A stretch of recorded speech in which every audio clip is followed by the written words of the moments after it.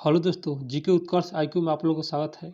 तो आज मैं ज्ञान बिंदु जीएस अकेडमी द्वारा जो कि प्राचीन भारतीय इतिहास या बुक है जो कि ज्ञान बिंदु जीएस अकेडमी द्वारा लॉन्च किया गया है, जो कि यह एग्जाम के दृष्टि से अति महत्वपूर्ण है। तो आप लोग इस वीडियो को जरूर देखिएगा, जो कि यह प्राचीन भारतीय इतिहास जो है ना एग्जाम में इसमें से क्वेश्चन बहुत आता है, इसलिए आप लोग इस वीडियो को जरूर देखिएगा। तो आइए शुरू करते हैं प्राचीन भारतीय इतिहास। और बता दें, इसमें जो है 50 क्वेश्चन अपलोड कर दिए हैं और ये दूसरा वीडियो होगा। तो आइए शुरू करते हैं प्राचीन भारतीय इतिहास। तो दोस्तों बता दें कि हम इसमें 50 तक क्वेश्चन अपलोड कर चुके हैं प्रथम वीडियो में, ये वीडियो दूसरा होगा। तो आइए शुरू करते हैं 51 से। तो 51 नंबर क्वेश्चन शुरू करते हैं। तो पहला क्वेश्चन है 51 नंबर का, बिंदुसार किस धर्म का अनुयायी था? तो दोस्तों इसका सही आंसर हो जाएगा ऑप्शन डी, यह अजीवक समुदाय के अनुयायी था। बिंदुसार था ना, यह जो अजीवक धर्म के अनुयायी था बिंदुसार। इसका आंसर डी हो जाएगा। आते हैं अगले क्वेश्चन पर दोस्तों। तो अगला क्वेश्चन होगा, निम्नलिखित में से कौन सा कथन बिंदुसार के बारे में असत्य है, मतलब गलत है? तो इसका जो है गलत आंसर हो जाएगा सी, जो कि यह गलत है, बिंदुसार के बारे में असत्य है। और जो सत्य है उसको देखते हैं। तो सत्य को देखते हैं, बिंदुसार को अमित्रघात, भद्रासार और सिंहसेन कहा गया है, जो कि यह सही है। जो अमित्रघात के नाम से भी जाना जाता है बिंदुसार को, और भद्रासार के भी नाम से जाना जाता है, और सिंहसेन के भी नाम से जाना जाता है बिंदुसार को। और बी में है, बिंदुसार के दरबार में डाइमेकस आया था, जो कि सही है। यह डाइमेकस जो आया था बिंदुसार के दरबार में आया था। और डी में है, डायनेसिस फिलाडेल्फस का राजदूत था, जो कि सही है, जो कि बिंदुसार के दरबार में आया था, ये भी सही है। और यहाँ पर असत्य है, असत्य के चुना था, इसका आंसर सी हो जाएगा, जो कि असत्य है। आते हैं दोस्तों, मेरे वीडियो को आप लोग एक बार लाइक कर दीजिए दोस्तों, आशा करते हैं कि लाइक कर दिए होंगे। तो क्वेश्चन पर आते हैं। तो अगला क्वेश्चन होगा, निम्न कथनों पर विचार कीजिए। तो सभी कथन को बारी बारी से देखते हैं और विचार करते हैं। तो दोस्तों पहला कथन देखते हैं, बिंदुसार को वायु पुराण में सिंहसेन तथा जैन ग्रंथों में भद्रासार कहा गया, जो कि यह पहला कथन जो है गलत है। दूसरा कथन देखते हैं, बिंदुसार के काल में भी चाणक्य प्रधानमंत्री था, जो कि सही है। बिंदुसार के काल में ही चाणक्य जो था नया प्रधानमंत्री था बिंदुसार के काल में। और तीसरा कथन होगा, सीरिया सम्राट ने बिंदुसार को जो चीज जो है सूखी अंजीर और अंगूरी मदिरा जो है भिजवाया, और तीसरी मांग जो है भिजवाने के लिए इनकार कर दिया, जो कि तीसरा कथन सही है। तो दोस्तों इस प्रकार इसका सही कथन हो जाएगा ऑप्शन डी हो जाएगा। तो दोस्तों 2 और 3 कथन सही है और पहला कथन गलत है। आते हैं दोस्तों अगले क्वेश्चन पर। तो दोस्तों आप लोग मेरे चैनल पर नए हैं तो मेरे चैनल को सब्सक्राइब जरूर कर लीजिएगा, ताकि यह एग्जाम के दृष्टि अति महत्वपूर्ण क्वेश्चन है, इसलिए आप लोग को ये वीडियो आप लोग को पहले मिले, इस तरह के वीडियो। तो आज क्वेश्चन पर क्वेश्चन होगा, सीरिया नरेश एंटियोकस प्रथम ने किसे बिंदुसार के दरबार में मेगास्थनीज के उत्तराधिकारी के रूप में भेजा? तो इसका सही आंसर हो जाएगा दोस्तों ऑप्शन 1 हो जाएगा डाइमेकस। डाइमेकस जो है ना, यह सीरिया नरेश एंटियोकस प्रथम ने किसे, तो डाइमेकस को बिंदुसार के दरबार में मेगास्थनीज के उत्तराधिकारी के रूप में भेजा था। किसको? तो डाइमेकस को भेजा था। इसका आंसर 1 हो जाएगा। 55वां क्वेश्चन होगा, किस मौर्यकालीन ग्रंथों से यह ज्ञात होता है कि बिंदुसार के राजसभा में अजीवक समुदाय के एक ज्योतिष पिगलोवाल्स निवास करता था? जो है किस मौर्यकालीन ग्रंथों से पता होता है? तो इसका सही आंसर होगा दोस्तों, इसका आंसर सी हो जाएगा, यह दिव्यदान से जो है यह ग्रंथ से पता चलता है कि वह ज्योतिष पिगलोवाल्स के निवास करता था, जो कि यह अजूब समुदाय का एक जो है ज्योतिष पिगलोवाल्स निवास करता था, जो कि यह दिव्य दान है। आते हैं अगले क्वेश्चन पे। तो दोस्तों अगला क्वेश्चन होगा, बिंदुसार के शासनकाल में तक्षशिला में हुए विद्रोह किसके शासनकाल में? तो बिंदुसार के शासनकाल में। कहाँ? तो तक्षशिला में। तो दबाने के लिए किसे भेजा गया था? तो दोस्तों इसका जो आंसर हो जाएगा ऑप्शन डी हो जाएगा, ए और बी जो है सुसीम को भेजा गया था और अशोक को भेजा गया था। कहाँ? तो तक्षशिला में भेजा गया था, सुसीम और अशोक के भेजा गया था। आते हैं अगला क्वेश्चन पे। तो अगला क्वेश्चन कह रहा है अशोक राजा बनने से पूर्व कहाँ का राज्यपाल था? अशोक। तो इसका सही आंसर हो जाएगा ऑप्शन बी हो जाएगा दोस्तों, उज्जैन का। अशोक जो है ना, यह राजा बनने से पूर्व जो था ना, उज्जैन का क्या था? तो राज्यपाल था। आते हैं क्वेश्चन पे अगला। तो अगला क्वेश्चन होगा अशोक ने बिंदुसार की इच्छा के विरुद्ध किस राज्य के शासन पर अधिकार कर लिया था? तो इसका सही आंसर होगा दोस्तों ऑप्शन सी हो जाएगा, मगध पर। क्योंकि अशोक ने बिंदुसार को इच्छा के विरुद्ध किस राज्य पर? तो मगध राज्य पर शासन पर अधिकार कर लिया था। अशोक ने मगध पर अधिकार कर लिया था। अगला क्वेश्चन होगा निम्नलिखित में से किस अनुश्रुति के अनुसार अशोक ने अपने 99 भाइयों की हत्या करके सिंहासन प्राप्त किया था? मतलब कहने का तात्पर्य है कि अनुश्रुति के अनुसार। तो कौन सा अनुश्रुति के अनुसार? तो इसका जो सही आंसर हो जाएगा ऑप्शन बी हो जाएगा, सिहली अनुश्रुति के अनुसार जो है ना, यह 99 भाइयों को हत्या कर दिया गया था, सिहली और अनुश्रुति के अनुसार। आते हैं दोस्तों अगले क्वेश्चन पर। तो अभी तक मैंने चैनल को सब्सक्राइब नहीं किया है तो कर लीजिएगा, और मेरे वीडियो को आप लोग एक बार लाइक कर दीजिएगा, नहीं तो आप लोग बाद में भूल जाते हैं। तो क्वेश्चन होगा निम्न में से कौन सा कथन असत्य है, मतलब गलत को चुनना है? तो इसका आंसर डी हो जाएगा, जो कि गलत है। और गलत को नहीं देखते हुए सत्य को देखते हैं। तो सत्य में देखते हैं पहला ऑप्शन है पुराणों में अशोक को अशोकवर्धन कहा गया है, जो कि सही है। और बी में है अशोक को दीपवंश में करमोली कहा गया है, जो कि सही है। देखो दीपवंश में ना अशोक को करमोली कहा गया है, किस में? तो दीपवंश में। सी में है मास्की के लघु शिलालेख में अशोक स्वयं को बुद्ध शाक्य कहा, तो सही है। मास्की के लघु शिलालेख में अशोक स्वयं को क्या कहा? शाक्य कहा था, ये भी सही है। यहाँ पर लिखा हुआ है असत्य, तो डी हो जाएगा असत्य। आते हैं दोस्तों अगले क्वेश्चन पे। तो अगला क्वेश्चन कह रहा है अशोक के नाम उल्लेख निम्नलिखित में से किस अभिलेख में नहीं हुआ है? तो इसका सही आंसर हो जाएगा दोस्तों ऑप्शन डी, भाब्रू। भाब्रू अभिलेख में जो है ना, अशोक का नाम जो है ना उल्लेख नहीं है। यह अभिलेख है, इसमें भाब्रू अभिलेख में अशोक का नाम उल्लेख जो है नहीं है। और जिसमें उल्लेख है उसको देखते हैं। अशोक के नाम जो है गुजरात में मिलता है, मास्की में मिलता है और नेट्टूर में मिलता है, और भाब्रू में अशोक का नाम नहीं मिलता है। तो इसका आंसर जो है ना, इसमें नहीं था, तो इसका आंसर डी हो जाएगा, क्योंकि इसमें नहीं है। आते हैं क्वेश्चन पर। तो दोस्तों अगला क्वेश्चन होगा अशोक के शिलालेख की खोज सर्वप्रथम किसने की थी? तो सर्वप्रथम किया गया था, इसका आंसर एक हो जाएगा टी पैंथलर द्वारा खोजा गया था सर्वप्रथम। आते हैं अगले क्वेश्चन पर दोस्तों। तो अगला क्वेश्चन होगा निम्न में से कौन सा कथन चुने? सही कथन को चुनना है। तो आइए देखते हैं इसमें सही कथन क्या है, और बारी बारी से ऑप्शन को पढ़ते हैं।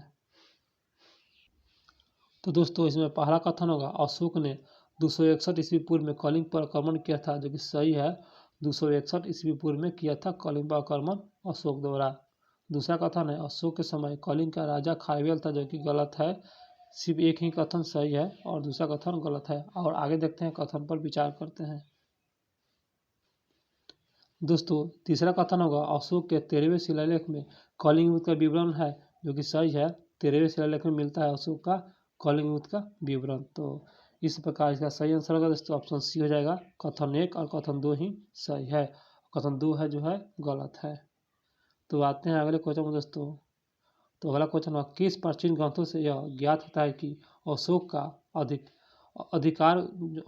अधिकार कश्मीर पर भी था, और वहाँ के धर्म ऋणी बिहार में अशोकेश्वर नाम मंदिर की स्थापना करवाई थी। तो इसमें किस में मिलता है? तो इसका सही आंसर ऑप्शन एक दोस्तों राजतरंगिणी में मिलता है, जो कि यह इसका आंसर एक हो जाएगा, राजतरंगिणी में मिलता है। अगला क्वेश्चन होगा निम्नलिखित में से विचार कीजिए। तो इससे हम देखते हैं बारी बारी से कथनों को और विचार करते हैं। तो दोस्तों इसमें पहला कथन है अशोक प्रारंभ में ब्राह्मण धर्म का अनुयायी था, जो कि सही है, ब्राह्मण धर्म के अनुयायी था। अगला देखते हैं अशोक निग्रोध के व्यक्तित्व से प्रभावित होकर बौद्ध धर्म अपनाया था, जो कि सही है। निग्रोध से व्यक्तित्व से प्रभावित हुआ था और बौद्ध धर्म अपना लिया था। तीसरा है कलिंग युद्ध के बाद उसने उपगुप्त से बौद्ध धर्म की दीक्षा ली थी, जो कि सही है। इसका जो है उपगुप्त से बौद्ध धर्म की शिक्षा लिया गया था कलिंग युद्ध के बाद। कौन? तो अशोक ने लिया था। और देखते हैं चौथा कथन होगा 4 नंबर कथन। तो आइए देखते हैं। अशोक ने बौद्ध भिक्षुओं के रहने हेतु बराबर पहाड़ियों के में 4 गुफाओं का निर्माण करवाया था।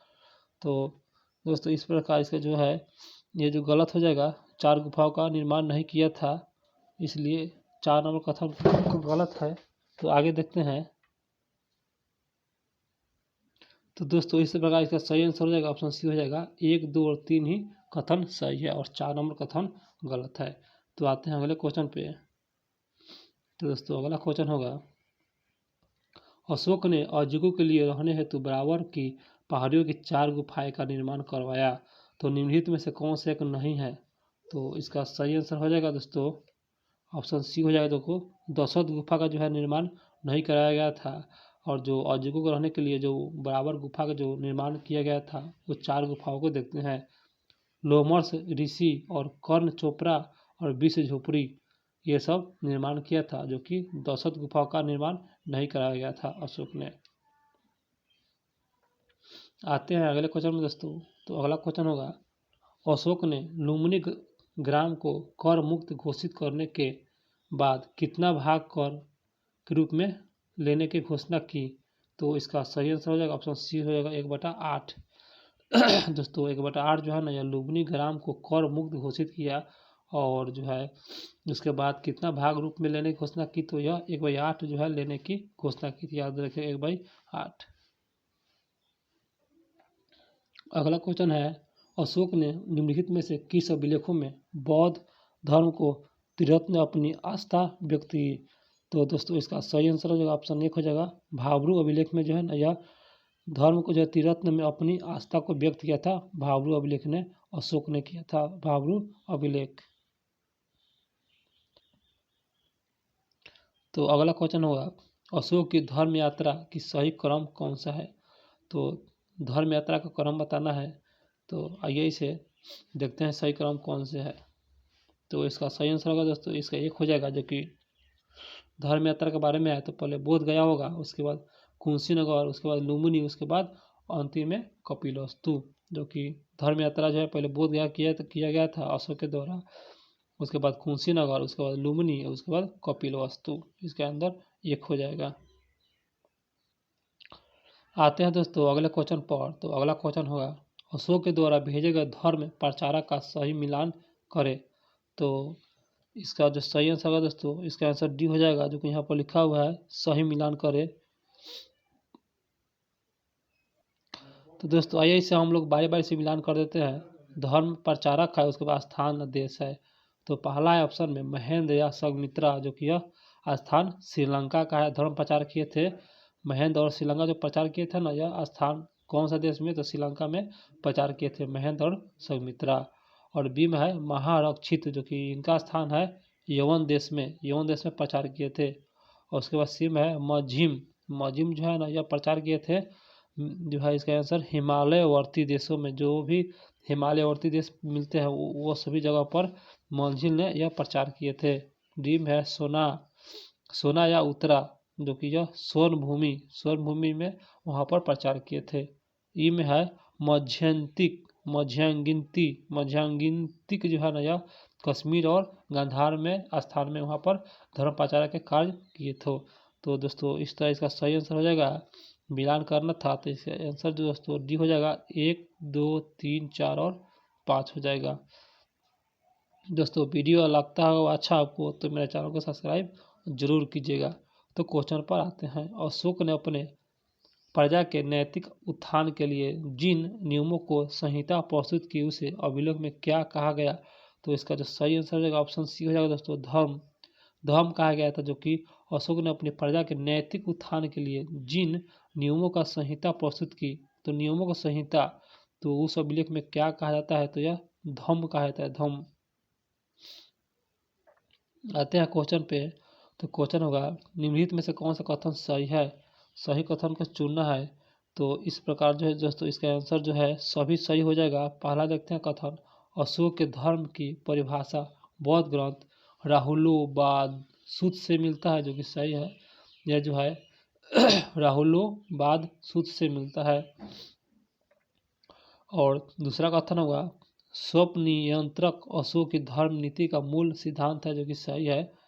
तीसरा कथन है अशोक अपने दूसरे एवं सातवें स्तंभ लेख में धर्म के गुणों को बताता है, जो कि सही है। दूसरे और सातवें स्तंभ में धर्म के गुणों को बताता है, दूसरे और सातवें। तो दोस्तों इस प्रकार इसका सही आंसर हो जाएगा ना, इसका आंसर डी हो जाएगा।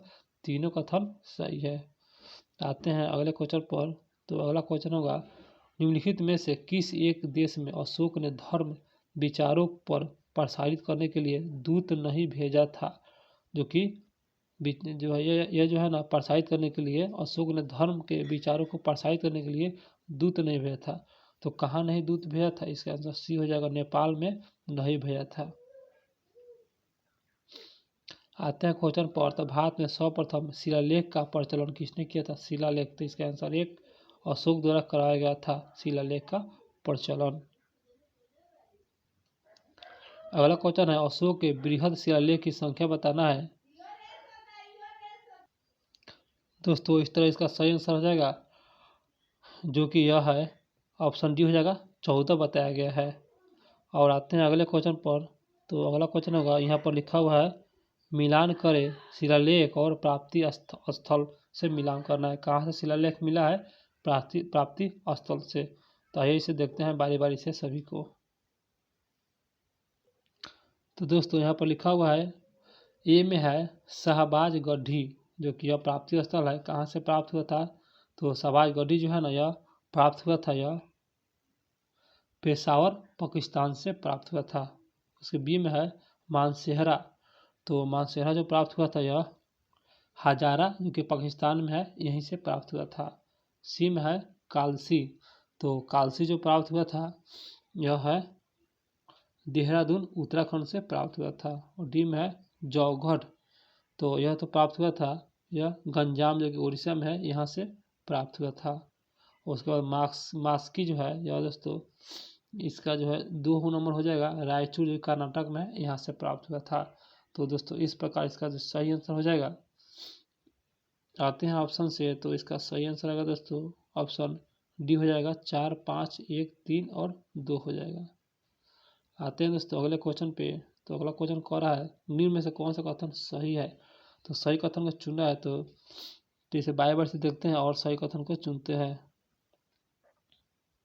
तो इसमें पहला कथन देखते हैं प्रयाग स्तंभ लेख को अकबर ने इलाहाबाद के किले में स्थापित करवाया था, जो कि सही है, जो अकबर द्वारा करवाया गया था इलाहाबाद में प्रयाग स्तंभ लेख को।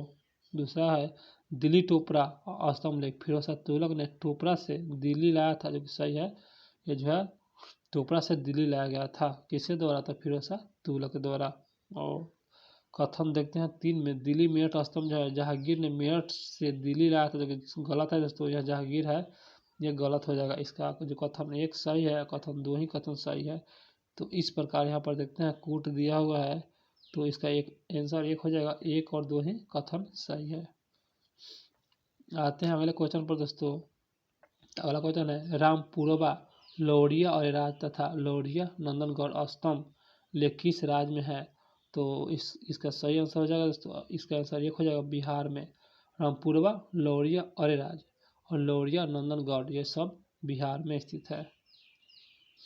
आते हैं अगले क्वेश्चन पे। तो अगला क्वेश्चन होगा अशोक के किस अभिलेखों में खरोष्ठी लिपि का प्रयोग किया गया? तो इसका सही आंसर हो जाएगा ऑप्शन डी हो जाएगा, ए और बी। शाहबाज गढ़ी में और मानसेहरा में जो है ना यह खरोष्ठी लिपि का प्रयोग किया गया था। शाहबाज गढ़ी और मानसेहरा में खरोष्ठी लिपि। आते हैं अगले क्वेश्चन पर दोस्तों। अगला क्वेश्चन है अशोक के सभी अभिलेखों का विषय प्रशासनिक तथा निम्नलिखित में से किस एक के अभिलेखों का विषय आर्थिक था? कहने का तात्पर्य यह है कि अशोक के सभी अभिलेख का विषय प्रशासनिक था, जो कि सही है। और निम्नलिखित में से किस एक अभिलेखों का विषय जो कि आर्थिक था, एक विषय? तो इसका सही आंसर हो जाएगा दोस्तों ऑप्शन बी हो जाएगा, यह रूमी देय अभिलेख में जो है ना एक आर्थिक था, एक विषय रूमी देय अभिलेख। दोस्तों मेरी वीडियो को पूरा देखिएगा, आप लोग इसमें समझा के हम बताएंगे। इसमें वीडियो को पूरा देखिएगा, जो कि एग्जाम की दृष्टि से अति महत्वपूर्ण है। यह जो है इम्पोर्टेंट क्वेश्चन है, जो कि पटना का नंबर 1 क्वेश्चन है, जो कि रोशन सर द्वारा प्रोवाइड किया गया है। और आते हैं क्वेश्चन पे, तो किस एक अभिलेखों को रानी के अभिलेख कहा जाता है? तो इसका सही आंसर होगा दोस्तों, आते हैं ऑप्शन में, इसका कौन सा आंसर हो रहा है। तो दोस्तों इस प्रकार इसका सही आंसर हो जाएगा ऑप्शन 1 रूमी देई अभिलेख, जो कि इन्हीं को रानी का अभिलेख के नाम से जाना जाता है, रूमी देई अभिलेख। आते हैं तो दोस्तों क्वेश्चन पे, निम्न कथनों पर विचार करें। तो सभी कथनों को देखते हैं बारी बारी से और समझते हैं।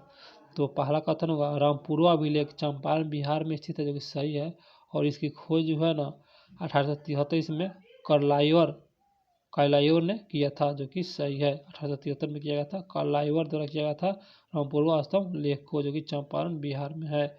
और दूसरा कथन होगा, लौरिया नंदनगढ़ स्तंभ पर शेर का चित्र बना है, जो कि दोस्तों यह गलत है, जो कि शेर का चित्र नहीं बना हुआ है, इसलिए कथन एक कथन सही है। तो इसका आंसर एक हो जाएगा, केवल एक ही कथन सही है। आते हैं दोस्तों क्वेश्चन पे, तो क्वेश्चन होगा, अशोक के किस अभिलेख के ग्रीक और माइक भाषाओं का प्रयोग हुआ है? ग्रीक और माइक। तो इसका सही आंसर जो ऑप्शन 1 हो जाएगा, शाह या कूना कंधार से, जो कि अशोक के अभिलेख में ग्रीक और माइक जो है ना भाषाओं का प्रयोग किया हुआ है, शाह ने कूना कंधार से प्राप्त हुआ है। और उसके बाद आते हैं क्वेश्चन पे दोस्तों, तो क्वेश्चन होगा, मिलान करना है। यहाँ पर लिखा हुआ है शिलालेख, यहाँ पर लिखा है विषय लिखा हुआ है।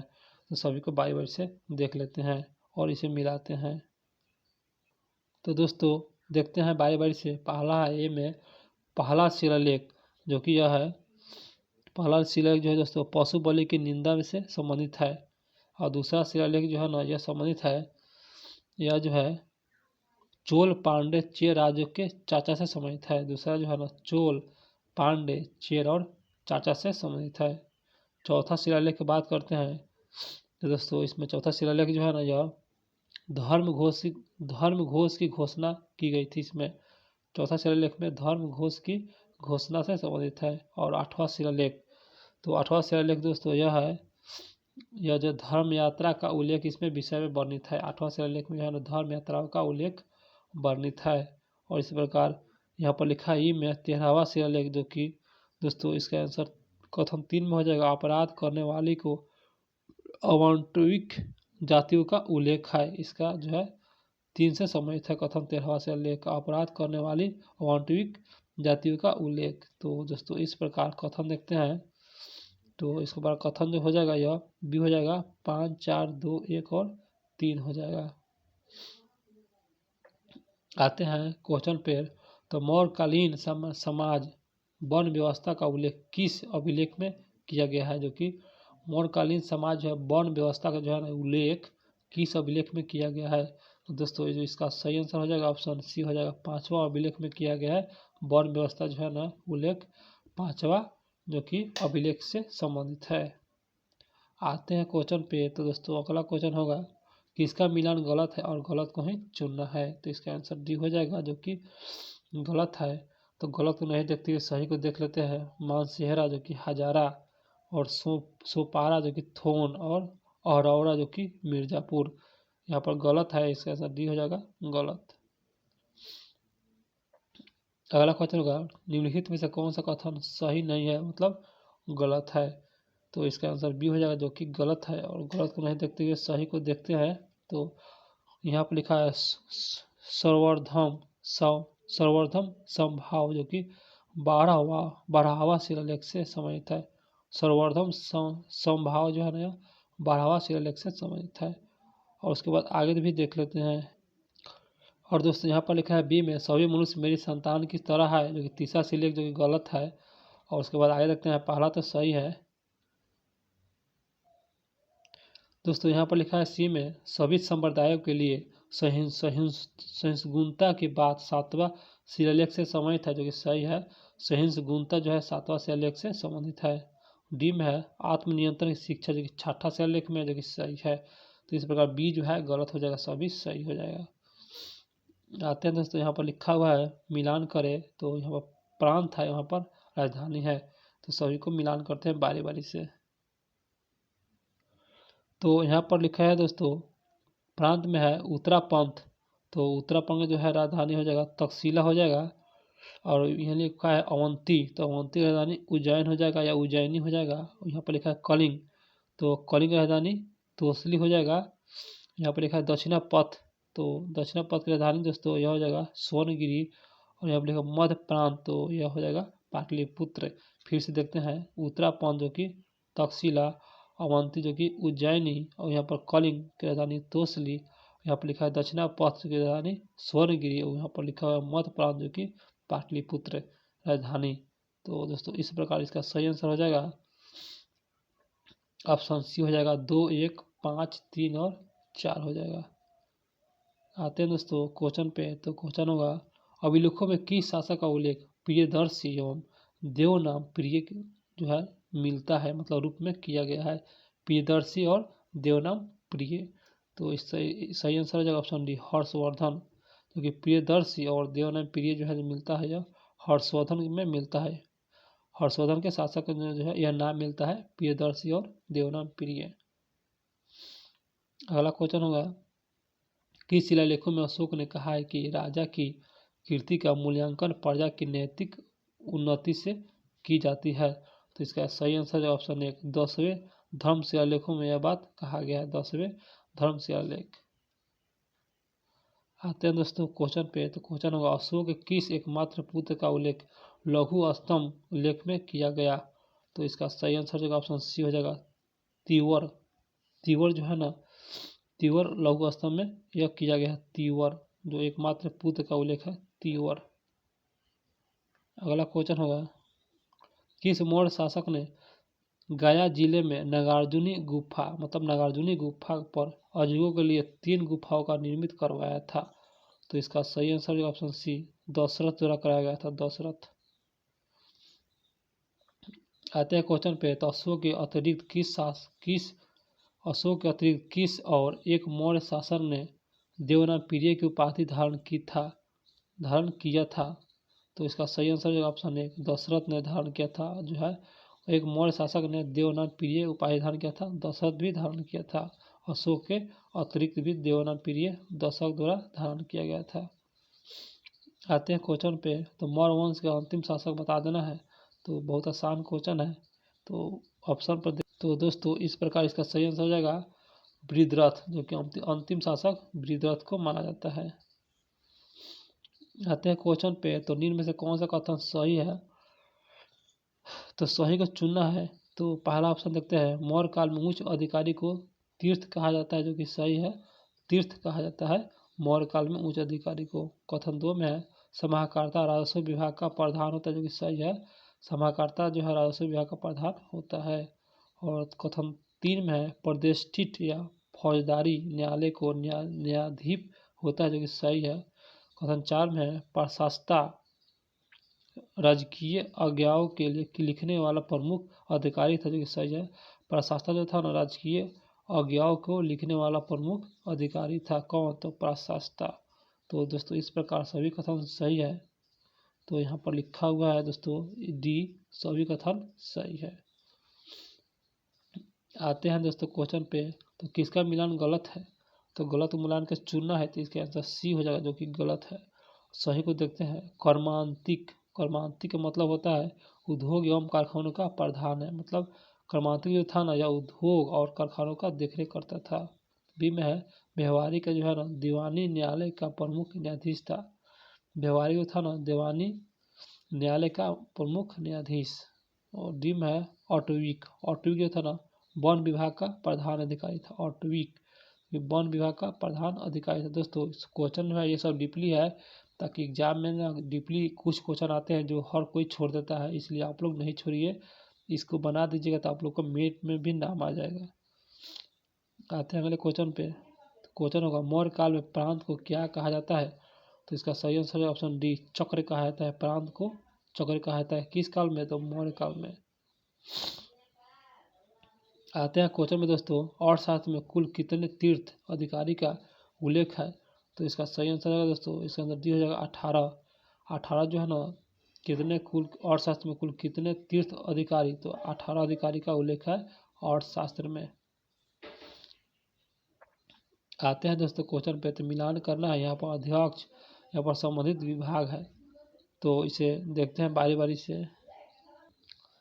तो दोस्तों यहाँ पर लिखा हुआ है ए में पौतवाध्यक्ष, पौतवाध्यक्ष, तो जो यह हो जाएगा माप तौल की अध्यक्ष था, पौतवाध्यक्ष जो था माप तौल के अध्यक्ष था। बी में है सुनाध्यक्ष, दोस्तों यह जो हो जाएगा सुनाध्यक्ष हो जाएगा बुचर खाने की अध्यक्ष, बुचर खाने। और सी में है पण्याध्यक्ष, तो दोस्तों पण्याध्यक्ष हो जाएगा यह वाणिज्य का अध्यक्ष हो जाएगा। पण्याध्यक्ष जो है वाणिज्य संबंधी विभाग है, वाणिज्य का अध्यक्ष हो जाएगा। और डी में है सूत्राध्यक्ष, तो दोस्तों यह जो है कताई बुनाई विभाग का जो है अध्यक्ष था। सूत्राध्यक्ष, सूत्र माने कताई बुनाई का अध्यक्ष। और यहाँ पर लक्षणाध्यक्ष, तो यहाँ पर हो जाएगा टकसाल का अध्यक्ष, लक्षणाध्यक्ष टकसाल का अध्यक्ष। दोस्तों इस प्रकार इसका सही आंसर हो जाएगा। कथन में देखते हैं, और कथन में लिखा हुआ है इसका आंसर डी 2, 3, 1, 5 और 4 हो जाएगा। और 100 नंबर क्वेश्चन होगा दोस्तों, मौर्य प्रशासन में स्थानीय कितने ग्राम को समूह होता है, मतलब मौर्य प्रशासन में स्थानीय कितने ग्राम का समूह होता है। तो इसका जो सही आंसर होगा दोस्तों, इसका आंसर एक हो जाएगा 800। 800 जो है ना, तो स्थानीय जो ग्राम का समूह होता था 800, इसका आंसर एक हो जाएगा। दोस्तों मेरा क्वेश्चन हुआ समाप्त, फिर अगले वीडियो में अगला क्वेश्चन लेके आएंगे। और तो मेरा पढ़ाया हुआ आपको अच्छा लगा हो मेरा वीडियो, तो मेरे चैनल को सब्सक्राइब जरूर कीजिएगा और एक बार लाइक भी कर दीजिएगा। और कमेंट बॉक्स में ज़रूर बताइएगा कि वीडियो कैसा लगा। तो फिर मिलते हैं अगले वीडियो में, फिर अगला क्वेश्चन लेकर आएंगे हम।